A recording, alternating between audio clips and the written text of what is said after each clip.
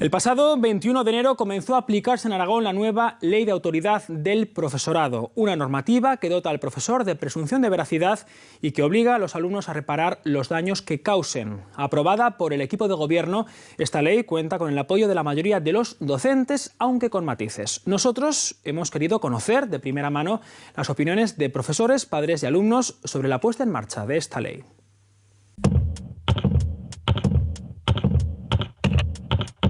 Son alumnas de un instituto de secundaria de Zaragoza. Casi todas son menores y prefieren mantener el anonimato. Nos hablan del clima que se vive en clase. El profesor pasa por un punto de la pizarra y empiezan pi, pi. Es más que nada porque el profesor se empieza a mosquear. El murmullo continuo también. Le quitan todas las tizas, no puede escribir y luego cuando el profesor se da la vuelta o lo que sea, pues le tiran una tiza a la pizarra y se queda. Sí, ¿Quién ha sido el gracioso? Entonces el profesor baja por tizas, perdemos tiempo, sube. Esconder la mochila y es que no sé quién me ha quitado la mochila. Y en fin, así en la mayoría de las clases. Que parecen tonterías, pero luego a la larga se van acumulando y es imposible dar clases. En caso de haber problemas, estos son los más habituales, los que se consideran de baja intensidad. ¿Quién ha sido? ¿Has sido tú? No, yo no. Hacen perder tiempo en clase. 1 de cada 4 docentes emplea el 20% de su hora para imponer orden. La conflictividad que puede haber en las aulas es exactamente la misma que hay en la propia sociedad. Y en el caso de Aragón es inferior a la media. La Asesoría de Convivencia del Departamento de Educación trató 63 casos de conflictos en centros el año pasado. 3 de cada 5 son por indisciplina y peleas entre estudiantes. Y es en secundaria donde los problemas son mayores. Según el sindicato CESIF, el 86% de los docentes en España dice haber sufrido alguna falta de respeto alguna vez. Y llega un momento que efectivamente el profesor se quiebra un poco su sistema psíquico.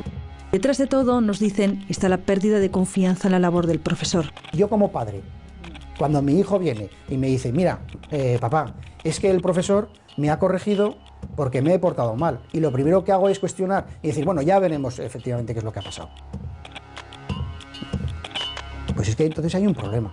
La nueva ley considera al profesor autoridad pública y le otorga presunción de veracidad en caso de conflicto. La administración lo que hace con la norma es darnos poder, una cierta cota de poder, ¿no?, sobre terceras personas, pero que en realidad la autoridad moral es la que nos dan nuestros alumnos y nuestras familias.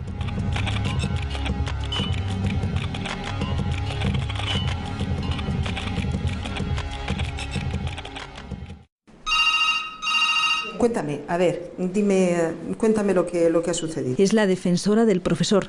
Recibe una llamada de un docente en apuros. Llaman porque necesitan desahogarse, porque necesitan comunicar a alguien. El profesor muchas veces se siente solo. El sindicato AMPE puso en marcha este servicio en 2005. El año pasado atendieron a más de 3.000 profesores de toda España. La generalidad del alumnado es un alumnado normal, pero claro, si dentro de una clase tienes un alumno que grita, que escucha música, que se levanta en clase, que insulta al compañero que está allí, que al profesor incluso se permite tirarle un cuaderno a la cabeza o cosas de estas, desde luego esas clases son imposibles de dar. Imagínese, por ejemplo, un trabajador que está de la construcción, que está poniendo ladrillos, y que tuviera alguien al lado que cada ladrillo que pone se lo están quitando. Eso es inconcebible en un trabajo. Bueno, pues a nosotros nos ocurre muchas veces eso, no nos dejan hacer nuestro trabajo. La mayor parte de la conflictividad es en alumnos de hasta 16 años. Hay alumnado que está aquí porque en casa le dicen que esté aquí. Son estudiantes que no están motivados y esto se ha visto agravado con el paro. Que a lo mejor puede crear problemas, pero problemas más de molestia que problemas de tipo conflictivo. Frente a esto se aplica la Carta de Derechos y Deberes. La primera atención son las amonestaciones. Se mandan por internet a través de este aparato, el popularmente llamado Tamagotchi. En el mismo día las reciben los padres. Se trata de faltas por no hacer los deberes o, por ejemplo, por molestar en clase. Si se llega a mayores, se hacen partes de incidencias. Por poner un ejemplo, en un instituto zaragozano de 1 millar de alumnos se pusieron un centenar el año pasado. Y si son faltas muy graves, se abre expediente. El alumno puede ser expulsado entre 5 y 20 días y excepcionalmente puede ser cambiado de centro. Una de las infracciones más duras es la agresión. Son los casos mínimos. Según CESIF, las han sufrido el 13% de los docentes en España. Ayer sufrí una crisis de ansiedad. Ante las continuas provocaciones paré la clase y le pedí que dejase el juego. Me miró comenzó a reírse y de repente comenzó a dar puñetazos encima de la mesa y a gritarme e insultarme. Sus continuas agresiones, patadas a la profesora y compañeros. Son casos reales de profesores que acudieron a la defensora del profesor. Sintamos miedo de enfrentarnos a él. Me vi impotente. El 49% de todos los que llamaron tiene ansiedad y esto puede acabar en baja laboral. El 80% de las que se producen en los centros son por motivos psicológicos. Y aunque son casos mínimos, según AMPE, aumentan las agresiones de padres a docentes. El padre al que se le llama por teléfono y se le dice, hombre, su hijo no se está comportando bien, si la cosa sigue así habrá que plantear algún tema disciplinario, y el padre, sin comerlo ni beberlo, te cuelga el teléfono, aparece en el centro y va directo al jefe de estudios, al despacho del jefe de estudios y la agrede físicamente. También nos dicen que hay un sentir generalizado entre la comunidad educativa sobre el hecho de que se considera que ahora se protege más al alumno. Yo creo que los profesores sentíamos que cuando los alumnos subían a instancias superiores les hacían más casos que a nosotros. El otro día a un chico de 12 años pues se le llama la atención, había una actividad informativa en el aspecto sexual, no tenía un comportamiento adecuado, se le sacó afuera, pues llamaré a mi madre y os denunciaré. ¿Por qué? Pues porque seguramente se sabe, no en este caso, porque era una tontería, que va a tener un cierto respaldo o que de alguna manera nos van a tirar de las orejas.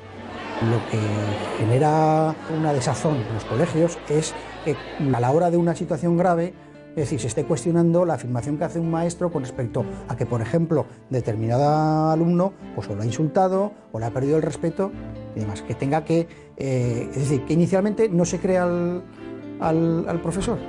Entonces ha llegado al punto en el que ahora ya de los profesores pues no se llegaba a creer nada. Y es aquí donde entra en juego la nueva ley. A partir de ahora, cuando en una clase como esta ocurra un conflicto y no haya pruebas que lo contradigan, la palabra del profesor prevalece sobre la del alumno. Como inspector muchas veces he oído esto de decir ante un conflicto que te digan, bueno, ¿a quién cree usted que voy a creer? ¿A mi hijo o al profesor? Bueno, pues ahora va a tener valor probatorio que documentalmente testifique el profesor, en tanto no se demuestre lo contrario. La norma también da al docente estatus de autoridad pública. Le va a dar seguridad jurídica. Es un mecanismo para ayudar a volver a depositar en el docente la confianza de la sociedad que nunca debió perder. Creemos que puede ser clave para que se refuerce su autoridad, que se tenga más en consideración y que se le tenga más respeto. Cuenta con el respaldo de la mayoría de los profesores. Ahora bien, esa ley va a ser de aplicación escasa, porque es muy raro que se judicialice algún problema que haya entre profesor y alumno. Puntualmente te encuentras con un padre de alumno agresivo. Es ahí donde más se puede dar el caso de judicialización del problema. Creo que con lo que hay, y creo que si las instituciones, los que están por encima de nosotros, nos respetasen, y las familias nos respetasen, no haría falta hacer una ley de profesorado. 73-2011, de 21. Otros colectivos están totalmente en contra, como la Asociación de Padres FAPAR y el Sindicato de Estudiantes. Va a servir de amenaza a los alumnos, de amenaza a las familias, de intentar eso, decir, ahora soy autoridad del profesorado, ahora me tienes que obedecer porque lo soy, porque soy autoridad del profesorado. Sí, nos sentimos más desprotegidos porque evidentemente puede dar lugar a mucho tipo de abusos. La ley también obliga a poner en marcha planes de convivencia en un plazo máximo de 1 año. En el Colegio Compañía de María tiene la fórmula. Que te ha dado la resistencia por el voltaje.